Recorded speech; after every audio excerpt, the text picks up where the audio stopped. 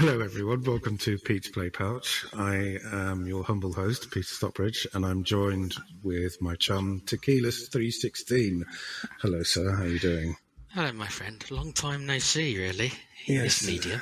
It is. It's been a very long time, probably about a year or so.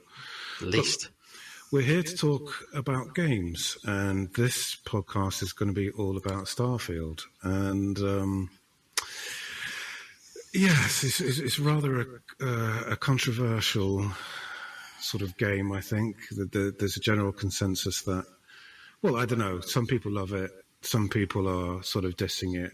I think in some sites it's doing worse than Fallout 76, which I think is a bit harsh. Yeah, I heard that. I couldn't believe it, to be honest, when they said that Fallout 76 has got higher ratings on Steam than Starfield. I mean, that's just a bit unbelievable if you remember the horror story of the whole Fallout 76 and how that started up. Yeah. I mean, like, that was bad. The start of that was bad. No NPCs, fucking, just like there's literally nothing to do. Angry Joe's review of it was probably timeless. I've watched it more than once, bruv. Yeah. So what's your take on Starfield then? Well, a little background. I won't bore everyone with it. A little background. I'm big into space, always have been. I'm one of those space nerds. I have been since I was about 10 years old. So if there was a game that was kind of made for me, it's this. Mm-hmm. So I have to looking at it from a role-playing point of view, and then looking at it from a space sim point of view. And I think as a space sim, it's pretty poor. Yeah. As a role-playing game in space, it's pretty good. So that's the general consensus I'm looking at it. So I think a lot of people are expecting certain things from it. And if you're going into it expecting a realistic space sim, I think you're going to be a little disappointed. If you're looking at a space RPG, I think if you like Bethesda RPGs, which I know, Pete, that you're very fond of them, then you'll probably be okay with how stuff works, because, to be honest, it's the Bethesda formula in space. Really. Yeah, you're right in that it's not a space sim at all. It's like you're jumping from one loading screen to the other, from one cell to the other. It's not like you're... I mean, it's quite hard not to compare it to Star Citizen, or even No Man's Sky, where you're flying onto a planet and you're landing. That, for me, is the fundamental, crucial aspect of a space sim. And I don't think it's too much to ask, to be honest, to have that sort of thing. I mean, it's clearly something that Bethesda's not been able to manage. I mean, they say they've been working on it for a long time, but I don't know. They say that all the time, don't they, about games? But yeah, the very fact that you can't transition from a planet into space is like, really? I have to sit at a fucking loading screen and watch my ship fly out. Yeah. And also it's the way that you can kind of fast travel. I mean, you had a conversation about fast travel just between us a couple of days ago. But in Starfield, you can literally fast travel from anywhere, and you're talking about, going from light years to light years via one screen. Yeah. And it's like, that must be the longest fast travel that has ever existed in any game ever, because you can travel the breadth of the whole galaxy normally by pressing one button. So well, I've discovered that I've discovered that you can't really fast travel from anywhere but you can fast travel to anywhere, I think. Is it based upon how far your ship can go, isn't it? Well, it's not that. It's if you're in a bunker or you're in another cell on a planet, then you can't. You have to go to the same cell as that your ship is in. Yeah, you have to fast travel to the ship, but then from the ship you can fast travel, can't you? More or less. Yeah. Anywhere. But you can't fast travel. Say like you're in the lodge. Yeah. You can't fast travel to the ship. You have to go outside and then you can fast travel. Yeah, that's right. Yeah. Generally, like from dungeons, even though obviously the lodge isn't a dungeon, but from dungeon stuff, it still follows those rules, I guess. But it's just disheartening, because I assumed that we were going to be able to fly into planets and land, and like Star Citizen does it. You select a different planet and you have to sit there in your ship and warp. and it might take 5 minutes, it might take 20 minutes.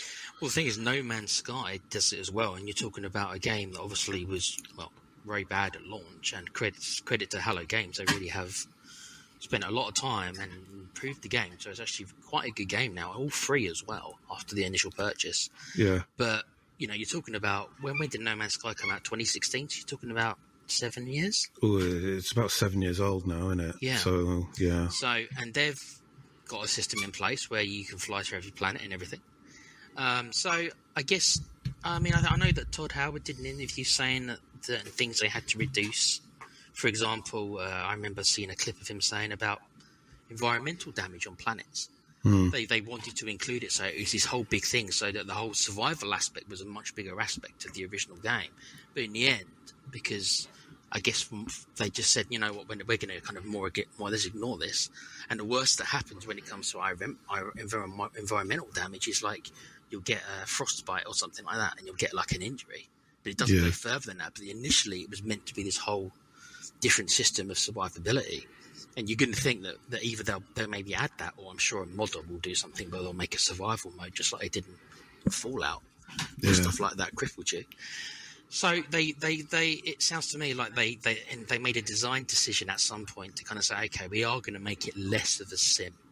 We are going to make it more of an RPG. And they had to make a choice at some point, saying, okay, we can't do both at the same time. We are going to have to push one over the other. Because it's not a survival game, is it? It's not. So no, it's clear that they started off with grand designs and then ended up having to sort of pull themselves back based on limitations of their archaic engine. But yeah, I mean, like, we can go into the whole modding aspect in a bit, but because that's its own sort of, you know, whole argument in itself. But yeah, I mean, like, it feels like they wanted more survivability, but what I don't understand is that you're wearing a spacesuit and a helmet and a backpack, whatever, and you're still getting certain types of damage. So if you're like sort of in a harsh environment and stuff, then you still get lung damage or whatever it is and stuff like that. I don't really understand that aspect. If you're wearing a spacesuit, then why am I still getting certain afflictions? Yeah, and also, like I said, it's like they've got these big environmental damages where, you know, some planets it's really hot. If it's right next to the star, then there's classifications. If you look at the survey stuff, and it says Inferno. So Inferno means, yeah, it's really hot, and you can't build outposts unless you've got 100 skills or whatever it is. And we'll come to the whole skill tree and how much stuff you need to invest just to do some basic things. We'll come to that, but you can't. And then you've got deep freeze, which of course is the opposite thermal-wise. And you know, the worst thing that happens on there, really, that I've experienced so far, is that like I say, you get frostbite, but you can cure that. It will go away by itself anyway. Eventually, once you leave the planet, or you can just use an item and boop. So there's no dangers in exploration that I've seen. But speaking of which, I am at a very different point of the game to you, because I am incredibly slow and I have OCD and I've got to catch all the Pokemon, I've got to collect everything, I've got to explore everything. So I'm quite very early on in the story, whereas I know you are right at the end almost, and you, as you've told me privately, you didn't really want to complete it for certain reasons. You've been advised not to. And also, there's going to be people listening who, some are on a console and not. I am on this game. I do have a PC. It's not a very good one, but I have one. But on this game, I am on the Xbox with the limitations I have. Yeah. And you obviously are on the PC. So there are different aspects of coming from that as well. So the Xbox, I wouldn't say it is limited compared to the high-end PCs, but it is 30 frames per second, which I'm sure we'll get to, which affects things. But it is a little bit of a different beast on the consoles and the PC certainly when it comes to potential anyway. Yeah. As I'm sure you'll tell me, as I'll feel very jealous and envious when you go into your 60 frames per second and I'm sitting here watching it chug away.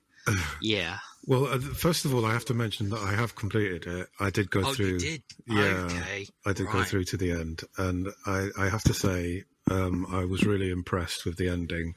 There's a certain scene that happens which I wasn't expecting, and the lip syncing was just completely on point. It was so good. I've been so impressed with that dude. The NPCs Yeah, that you speak, you know what I mean? I mean, the faces look good, the lip syncing and the voice acting so far for me has all been pretty top quality. I got no criticisms on them. oh, absolutely, yeah. The whole sort of voice acting talent and the cast of people are really good. I mean, I don't really have much of an affinity with anyone apart from Sarah Morgan. There's just, I don't know, there's something about her.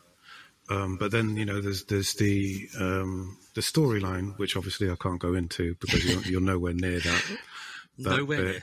But yeah, it does sort of bring a sense of I don't know, gravity towards the whole game. But yeah, so the whole sort of aspect of going from planet to planet and exploring, and the only downside that I have with that is that once you stray away from all the scripted situations and you head to some random point on a planet, it's all just procedural, which is fine, but that the whole procedural tech is old, as is their engine. And as I've come to understand it, this is the last game that they're using with their current engine. They're moving on. Yeah. They said that they're writing a brand new engine. I don't know whether they're going with someone else or whatever, but I know that for Elder Scrolls 6 and other titles beyond that, there's a What would you like to see them do, Pete? Because I know you're much bigger on that stuff than I am. You know a lot more about it. What would you, if you had a choice, what would you say? Go to Unreal Engine. I would say Unreal Engine, not just because I'm training in it, but it is a really good engine, and I could quite easily go into a whole lecture about why I think Unreal Engine is probably the leading game engine at the moment. It's just the ease of which you can develop. You know, you can build, you can use ZBrush or whatever it is, Cinema 4D or Maya, whatever it is, to build your assets. In sort of like what they call a LOD 0, which is like the highest sort of type of mesh. And you can just bring that into the Unreal Engine and it will degrade it for you in terms of like length of distance. So you know how previously developers had to sort of degrade the mesh themselves and into certain stages, like 5 or so stages. The whole engine does that for you.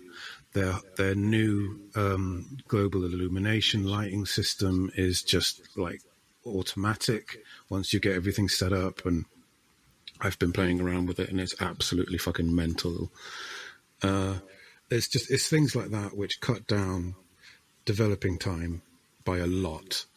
It leaves a lot more room for developers to work on storylines and quest lines and stuff like that.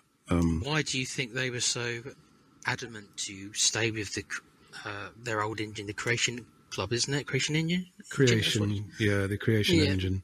I mean, they've had that for such a long time. Why do you think they were so adamant to, well, we've got to stick with this and we can't change? Well, I reckon that they were working on this new engine for a while and they couldn't obviously use it for Starfield, but, you know, the very fact that they're taking photogrammetry level assets for Elder Scrolls 6, I don't know whether you've heard of the Skyrim Granny.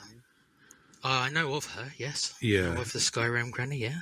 She went to the studios a few years back and they added it, didn't they? Yeah. That's right, yeah. But it's on a sort of a realistic level. So if you know what photogrammetry is, then, you know, it's obviously next-gen shit. So...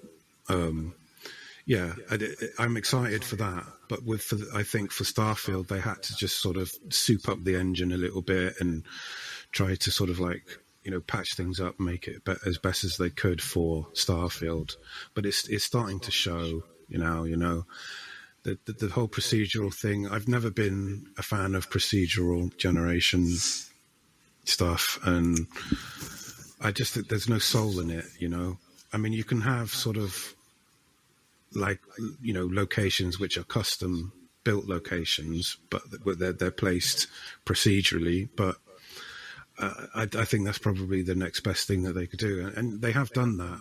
But there's too much distance in you land on your ship and you have to walk quite far. I mean, they purposefully didn't put ground vehicles in because they wanted people to walk, which is a very odd choice, and not very realistic one as well. If you think about it, that just wouldn't happen. If you're looking at it from a realistic standpoint, why isn't there roamers? There's roamers now, Pete. Yeah. In real life, we got roamers on Mars. Yeah. But there's no roamers in what is it, 2,300 or whatever it is, where it's set. Yeah, So, I think it was because their engine couldn't handle it. You remember how they couldn't have horses in Skyrim going too fast?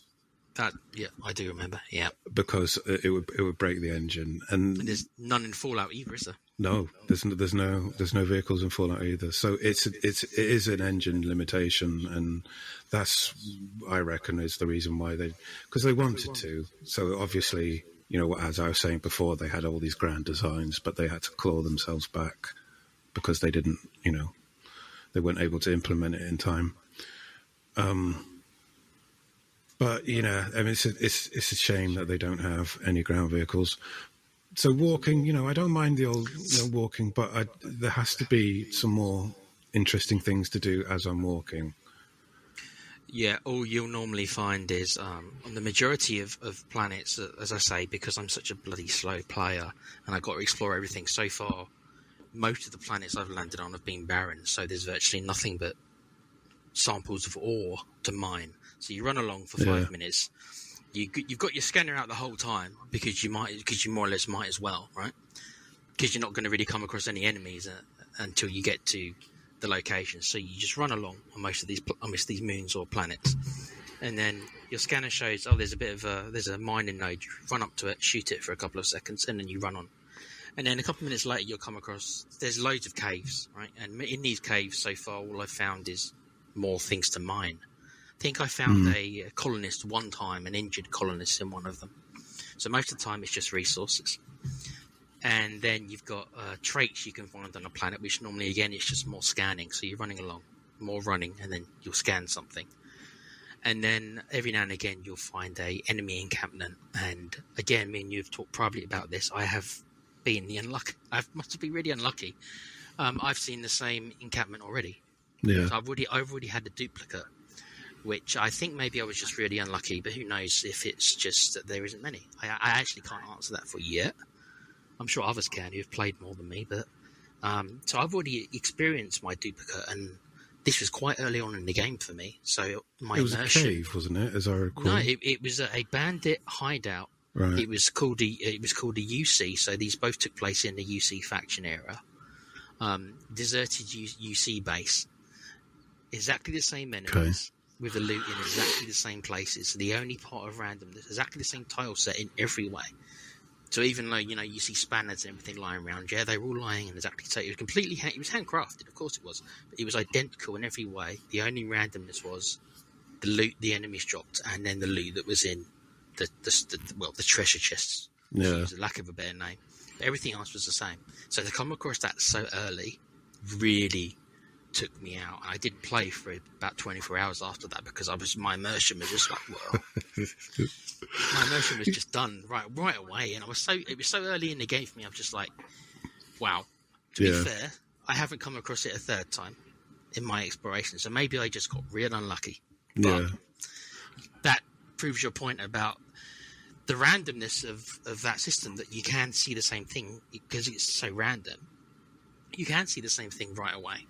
And I got unlucky, obviously, but I'm probably not the only one. Well, we were talking about how they could sort of adapt this whole R&D system so that it does quick checks of what things you've actually seen, and it will cancel that out until there's nothing else left, and then it will sort of show that again, whatever. But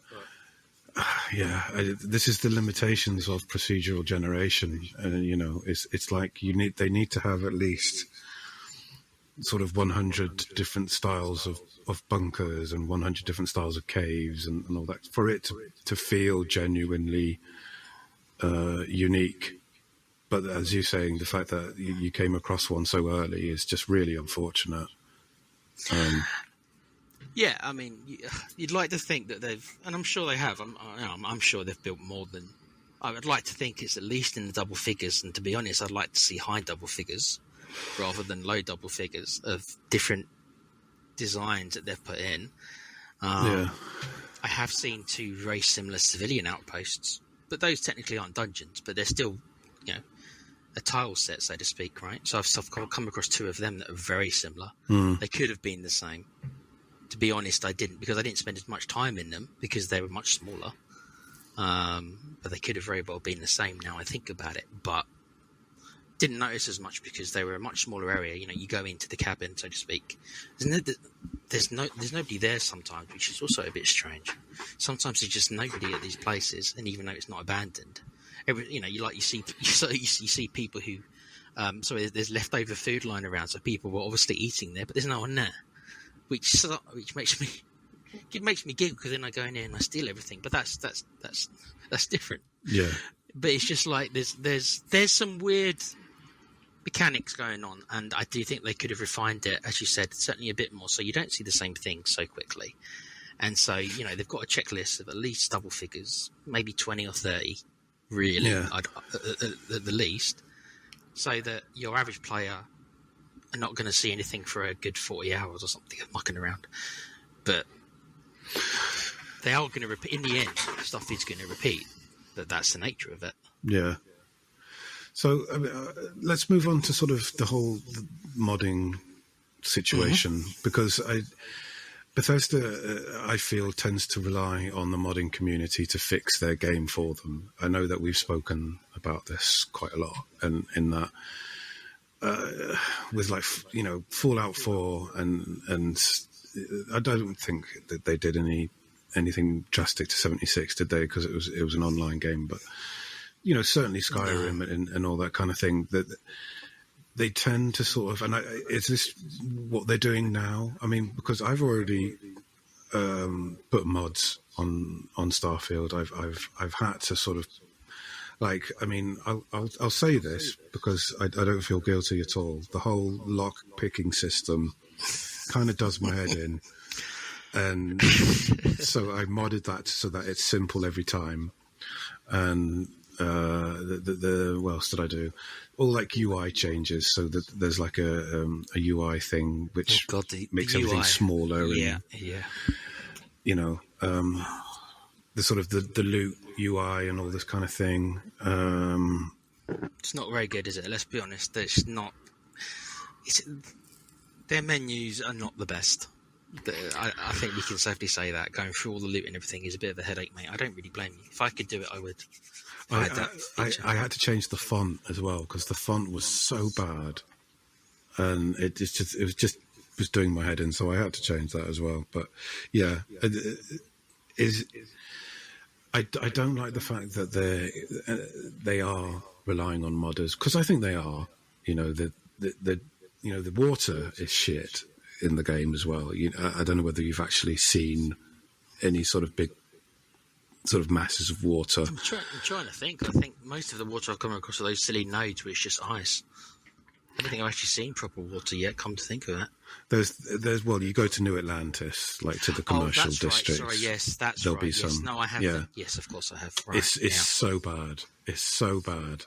It's especially considering what I'm used to now with the Unreal Engine. It's not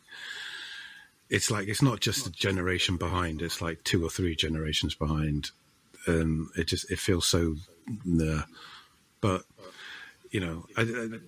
I like the idea of modding, but it should be making something that's already good even better. Yeah. But I don't think it's good, and I know that they're not going to really be able to solve the whole landing on planets and taking off from planets and stuff. That's not going to be doable. Unless Pete, we know with all the leaks that came out, they are planning one big DLC, so maybe there's a small chance that DLC will. I don't think so. but there's a chance. Depending, is it going to be a big expansion? We don't know if it's going to be a big expansion that you have to pay 20 quid for, or if it's going to be something much smaller. We don't know if it's going to be a big expansion like they used to do with the Elder Scrolls games and stuff like that, where you've got a big expansion with lots of content and game-changing stuff. Or if it's going to be a smaller DLC. We don't know. Yeah, we don't know. I mean, like, I got a funny feeling that there's going to be ground vehicles, and I don't know, maybe some more companions, and there's probably going to be a storyline and stuff like that. But considering what happens in the main quest, there's probably going to be something else coming. But yeah. So thinking about, you haven't tried building your own ship or like building an outpost. I've started on the outpost. The ship stuff I haven't, because I just don't have any of the skills. My character is like I think it's level 16 now, and the majority of skill I put points into has been stuff I've needed really just to play the game. I mean, like 4 points into mandatory. I had to waste 4 points really into the weightlifting skill just because I'm a hoarder, so I had to carry all my hoarding stuff. Yeah. So that was 4 points, right? That's level 5, right? All right, already gone. So looking at the science tree, I believe, is where most of that stuff lays, and I was looking at it, and just to be able to build a base on an extreme environment planet, which is the Inferno planets or the Deep Freeze planets, I need to invest 13 skill points from where I am now. So that means that even if I started right now and got no other skills, I would have to be level 29 before I could even build a base on an extreme planet. So I've looked at it and I've just thought, you know what, I don't want to wait the 20 hours of gameplay. I don't want to wait, so I'm just not going to bother. I'll build on other planets for now. So I've started building just mining stuff on your normal planets, and so far it's fine. It's I don't mind the actual the mechanics for the building. It's better than Fallout 4's settlement stuff, and I think I even maybe actually like it more than No Man's Sky's building as well, because I really like the fact that you can change the viewpoint, me personally, so get the overhead view. Oh, you can do that in No Man's Sky. You can come out of yourself and fly about. Yeah. See, I learn stuff every day, so I didn't even realise I'm going to have a look at that now. With the whole No Man's Sky building it's a lot more generous. It gives you a much larger space, and you can do much bigger space. Yeah. But I mean, like, I feel kind of slightly restricted with Starfield space building. You do. Because there's only so many sort of parts. You can't really lay any sort of like foundations. It's literally just habs in blocks and stuff like that. So I mean, like, if I find a spot, I can't just lay out some like tarmac or whatever, like concrete, whatever. Oh no, you can't do stuff like that, can you? No, which I find a bit annoying. But yeah, I mean, it's good for what it is, and I dare say it's, when the creation kit actually gets released next year, it's just going to get, it's just going to explode in terms of what we can build. But so the shipbuilding is another thing which I quite enjoy. I've literally just spent the past 2 or 3 hours building a smuggling ship where you got the shielded container, so you can put contraband in. Yeah. Wish I had that. I managed to sort of work out getting 10,000 units of shielded cargo space on a ship, so I've got that now, which is nice. So I can I can go about and sort of be a proper smuggler now. Yeah, I mean, like, in terms of the what else was it that we were going to talk about? I mentioned the skill things. I do have. Yes, the skill system. Yes, I do because as I've just given an example there, the fact that it's going to cost me 13 skill points just to be able to do one little thing like that. I know what they were going for. I just think maybe they maybe they hit a couple of things a bit further down than they needed to. There could have been a bit more of a rebalancing, like for sure. putting that ability. I forget the name of it now. Something engineering. It might just be Base engineering. It's right at the bottom row, isn't it? Right at the bottom. So it's the lowest. So you can't get it at all until you're at least level like 13 in the game anyway. But but in order to play the game generally, to do quests and everything, you've got to take these skills. You've got to take piloting really, because you can't fly anything if you don't take piloting. So that's another 4 skill points really to be able to have a decent ship, which you need. You need some combat skills. Maybe you don't need every combat skill, but you need something.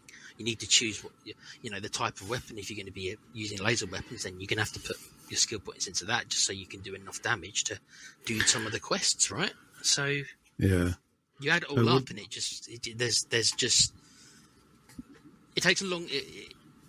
takes a long time to really get the skills you need to start really enjoying the game.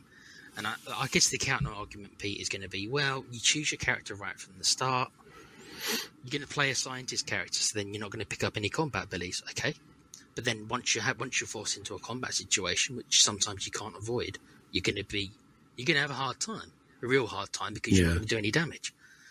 Because it's unavoidable, isn't it? Combat, it's unavoidable because, so like I say, you've got to put at least maybe 10 to 15 skill points in the combat tree just to be able to get through the game. Mm. And then you've got stuff like, as I said, you've got stuff like you need to do something with your ships. You can't have you can't keep using the basic ship, because you might get away with it for the first 10 levels or so, the basic ship. But once you start fighting ships level 20, level 30, you'll get destroyed. So you can't use that ship. You've got to advance a ship to be using a better ship. So to do that, you need to invest in the piloting skills. Or you need to do a quest called Mantis, which I'm sure you have by now. No, I haven't. I have the quest, but I haven't done it. Yeah. Does that get you a ship, does it? See, I'm learning stuff. I won't say, but it gets you some sick shit. So I would do that next. Oh, I'm going to have to do that now then. Yeah.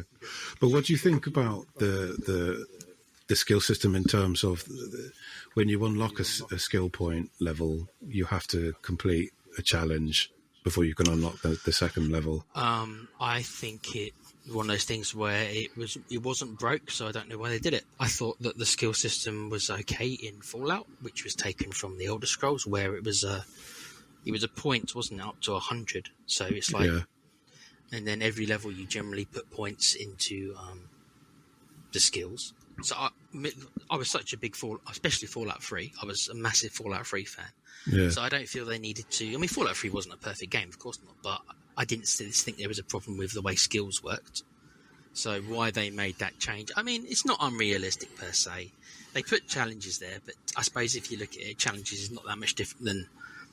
I mean, do you remember the days of Skyrim or Oblivion, stuff like that, where in order to level up like gymnastics or whatever it was called, or running, you just ran around, and then level up slowly. Or I remember in Skyrim, I wanted to level up restoration, right? So I just kept on damaging myself. It was at the top of the mountain. I kept on damaging myself and healing myself. And I stood there and did that for 20 minutes and just leveled it up. Yeah, no, I remember doing shit like that. But that's part of the fun. I do like that. So this replaces it with the challenges, which is, I mean, it's fine. It's. I kind of have a problem with it, but really, okay. It's as you said, it's kind of fine, but it's like if I've got 4 skill points, I want to just sort of like max it out straight away, you know. But anyway, it's an evolution, which it's not a major gripe. But one of my major gripes is the idea of fast travel itself. I believe fast traveling just takes away from the whole aspect of RPG, and. We spoke about how in Morrowind that there was no fast traveling. I mean, like there was. You could sort of get a cart from a town to another town, but you couldn't just sort of select a town and click fast travel. I mean, they introduced it in Oblivion and Skyrim and everything else, but no, I miss those days. Because if it's there, I'm going to use it. If it's not there, it's hard. It's hard because it's hard to say no, because it's like, okay, well, what's the choice here? The choice is I'm going to spend. Well, depending on how far you got to go, I might spend an hour running through the world. But do you think it shows a lack of creativity from Bethesda to say, well, we haven't got if we don't include fast travel, that means the player's got to run through our world, and we don't have enough stuff to make it exciting for them to run from this part of the map to that part of the map. I'm just trying to think of everything in terms of Morrowind, because I mean, I'll give you an example. I walked you start in a town called Sajanine, and you sort of have to do a few things before you can leave. And when you are able to leave, it says, okay, the next thing the best thing you can do is head to another town called Balmora, which is sort of that way. And you start traveling there. But because there is no fast travel, you don't know whether you're going to make it because of all the enemies you come across, like all these annoying birds and animals and stuff. So you have to prepare. And that's a whole RPG feel system to it in itself. And the fact that they introduced fast traveling just sort of is a dumbing down of that whole idea of role playing. And that's what I miss more than anything else. Because the thing is with me, if it's there, I'm going to use it. So if I can fast travel, I will. Yeah. Because I'll just be lazy and just, oh, fuck it, I'll just do it. But like in terms of Starfield, it would have been nice to have to sort of run back to the ship or drive back to the ship, get on the ship. And I mean, like in Star Citizen, that's what it's like. You can't fast travel back to your ship. You've got to jump back in your buggy and drive back. And that is magic to me. That's what an RPG is, and not cutting corners. I agree, but you know as well as I do that if they didn't include fast travel, there'd be an uproar. You'd have lots of people saying, "Oh, I haven't got the time to keep running back to my ship. It takes me 10, 15 minutes of running, and there's nothing on these planets. Most of the time, there's nothing on these planets. So you're just going to run back." And a lot of people, they would. I kind of agree with you, but there is the other side where you are going to get maybe players more on the casual side, or players who older players who have full-time jobs, and they're going to say, I ain't got time it's true. I ain't got time to run through planets unless there's stuff to see, which goes back to the problem with procedurally generating, that there isn't enough to see on these planets.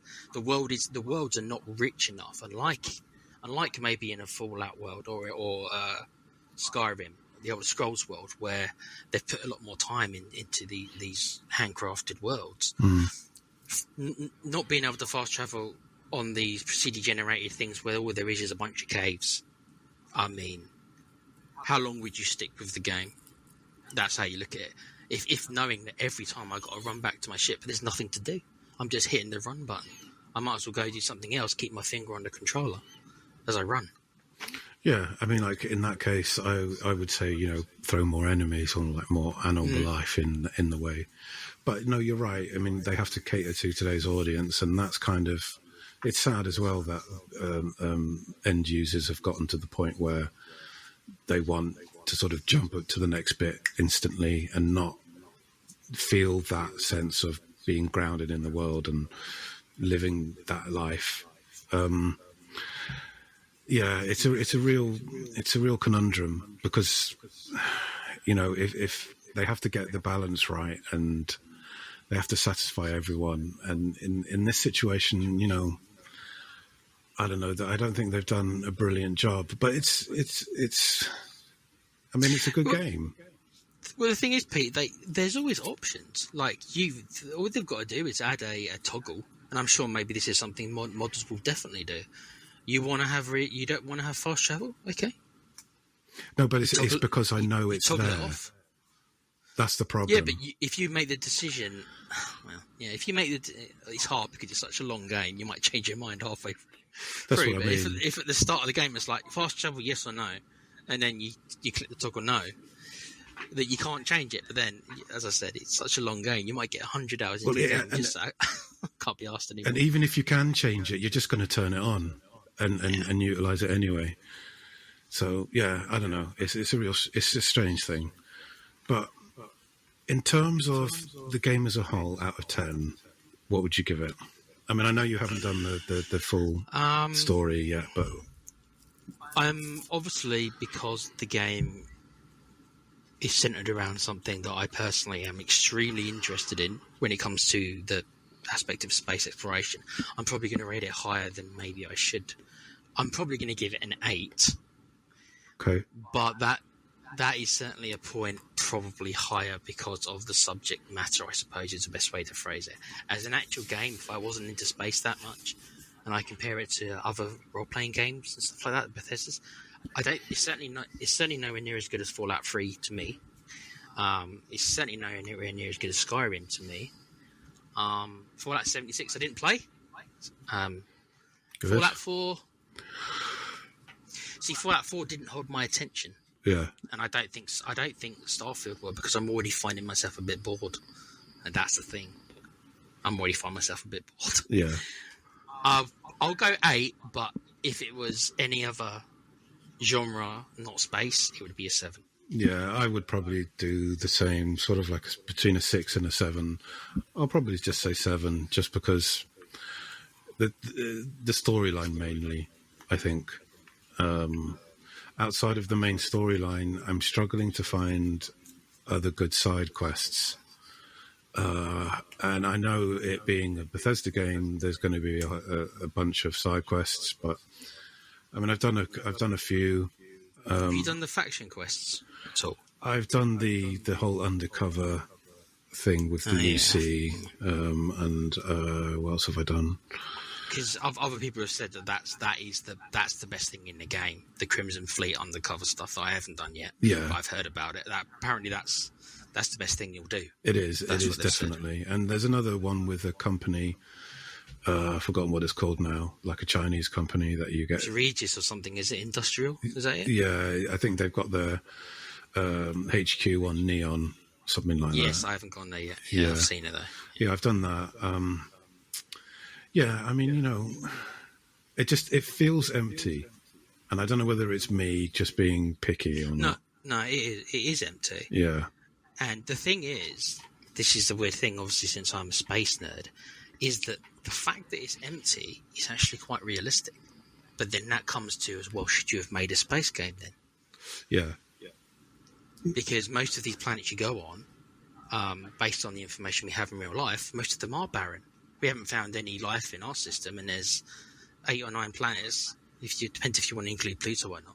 So that says that life seems to be quite rare. So most of the planets you go on, they're all going to be barren, and all there's going to be to do is mining, because that's the genre that they have taken on. So I don't know what you can do about that, really. Well, it comes down to that question, doesn't it? What is it you want from a space game? I mean, yeah. But I mean, there it is, really. I mean, like, Starfield is a nice attempt, and hopefully with some updates and the DLC. I don't know whether there's going to be more than one DLC. According to the leaks, no. But according to the leaks, yes, they said just no. Yes, that's a whole different podcast. I think the leaks, because it's bloody brilliant. Great. But yeah, I mean, because I can't help comparing it to No Man's Sky and Star Citizen, and with Star Citizen in its current state, it has things that kick the shit out of Starfield, and No Man's Sky as well has things that kick the shit out of Starfield, namely the whole traversal of the planets. In both of those games you can fly around the planets and land wherever you want and head out into space. I mean, that's what a space game is, and Starfield doesn't do that. If it did do that, I would probably give it another couple of points. It would go straight up to 9 out of 10. As a space sim, No Man's Sky. I haven't played Star Citizen, so I actually can't comment. I've seen the videos on it, but I can't comment on that one. But No Man's Sky, I certainly have put a lot of hours into, and No Man's Sky beats the hell out of it when it comes to most things space. No Man's Sky just has no story, or the story it has is weak source, very weak source story. Oh, it's really bad. Yeah, the story is non-existent there. But as far as space exploration, it's not really a competition, mate. No. And that's the thing, really. It's a space game. And when we play a space game, we expect certain things. And I was disappointed when I heard that we couldn't actually land on the planet. I mean, at least have us traversing from space onto the fucking planet rather than just going, I got really disappointed when when you're at New Atlantis and you go on that Nat transport. Yeah, thing. and it's a load, bro. It's just to hide the load screen, isn't it? It's like, That's what it is. for fuck's sake. But anyway, yeah, I mean, it's Bethesda. You can't expect the world from Bethesda. Here's a question for you then, Pete. Obviously, this is Bethesda's first new IP in, 25 years, 30 years, whatever it is. Yeah. Does he get a second game? Or is it a one and done? They're going to want to do another one, aren't they? With the new engine that they're So bringing you think out. this is now going to be included to this? Because they've obviously got the Fallout. The next game, obviously, we know is going to be the Elder Scrolls. Yeah. And then probably, you would think, the Fallout 5. There's another Fallout coming out after Elder Scrolls, they said, yeah. Yeah, so this is just going to be added to the rotation. So then it'll be Starfield 2 after Fallout 5. Do you think that this is done enough to where they're going to add this to their rotation? Or do you think they're going to say, you know what? Yeah, it's okay, but it's not really. Maybe it's not really suited to how we do RPGs. Maybe this will just be a one and done, and we won't add it to our rotation. Or do you think that they're gonna? I think it all depends on how this goes. To be quite honest, I think it's going to do quite well.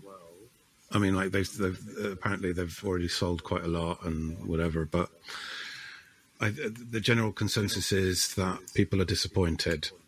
After the initial sort of honeymoon period, people are sort of feeling a little bit sort of like meh about it. So I know that they know where they fucked up, obviously, and that's the whole traveling thing and like going from one cell to the other.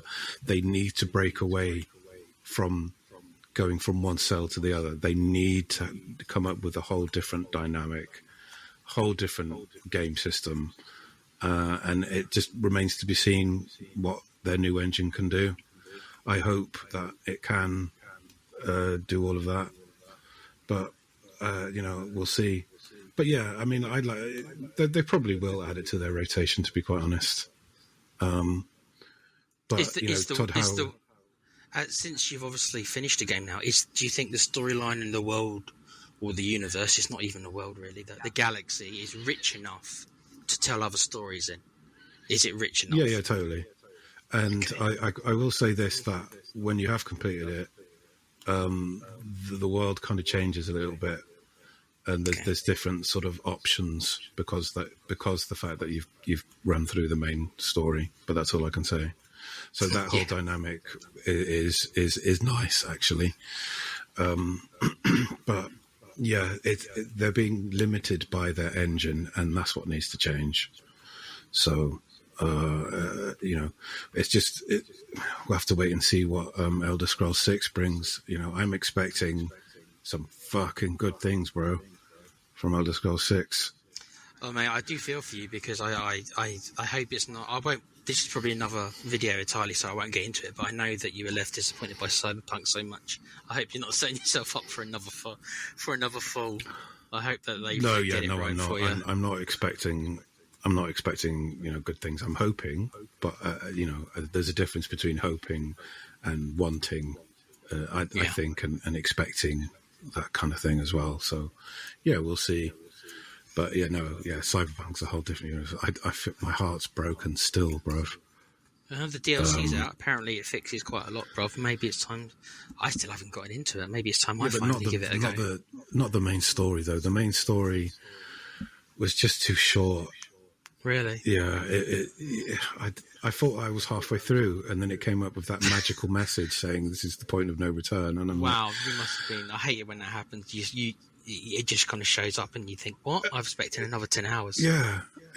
And, there's a whole thing with Cyberpunk. It is a whole different podcast, which I do actually want to do now that you've brought it up. But that's probably going to wrap it up for today's episode. So in summary, yes, Starfield is a great effort, but they missed some serious fundamentals of what it means to travel through space, and that's the key, really. Traveling. You don't feel like we're traveling; we're just jumping from one biome to the other, really. And that is the key. It is literally a biome. Yeah, it's different biomes. But one thing I would say in closing is that Bethesda, obviously, because of the train wreck, and even though apparently it's not actually that bad nowadays, not that I'll ever find out, but the train wreck that was Fallout 76 and the damage that did to the brand and all the stuff. Do you remember all the stuff about the bags not being right and all these silly things that just happened to Bethesda right after each other? Hopefully this has repaired him a little bit, even though I know the score on Steam has gone under Fallout 76, which is crazy. But that's stupid. I think it is. They've redeemed themselves a little bit. It's not like this full, oh my god, they're back. No. Yeah. But it's not the train wreck that Fallout 76 was. No. So I suppose looking at it from that aspect, it's a positive. 16 times the disappointment. 16 times the disappointment. Yeah. Fuck's sake. So I don't know. It's not a fantastic game, but it will do. And is that enough for Bethesda? Probably not, but it will do.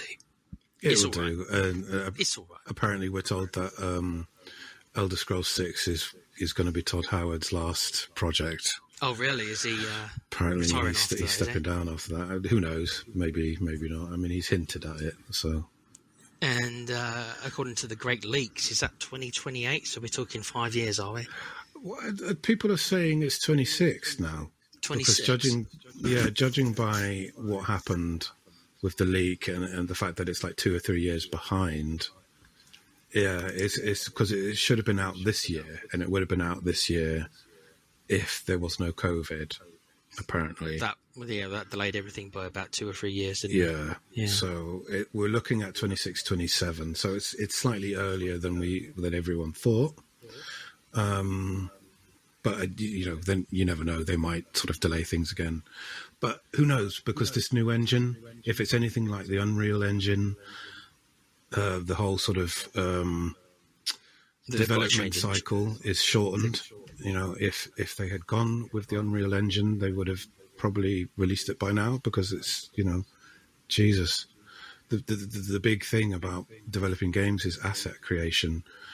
Once you've got all the assets, it's just spending a year doing coding, for fuck's sake, Well, one of the positive things maybe of Microsoft acquiring them is that maybe they're going to force a bit of change. Bethesda obviously were reluctant to give up on their engine. Maybe Microsoft are going to say, look, if you're going to be, you're our main guys now, right? You are the biggest studio we spent how many billions on you or something?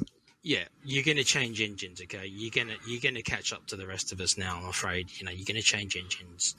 The next game, the Elder Scrolls game, is going to be our system seller, because they wanted Starfield to be a system seller, and I don't think it's that. So they might be disappointed. They're still using crankshafts to start the engine up, for fuck's sake. Those old cars where you had to run to the front and sort of like wind things up. It's like, guys, for fuck's sake. Yeah. But all right, guys, that's our episode done. Hope you've enjoyed it. Please do subscribe to the channel. It means a lot. Click the bell, give us a thumbs up, write a comment of what you thought about the episode, and we'll see you next time. Say goodbye, dude. Yep, take care, folks. Thanks for listening. Okay, man. See you later. See you later.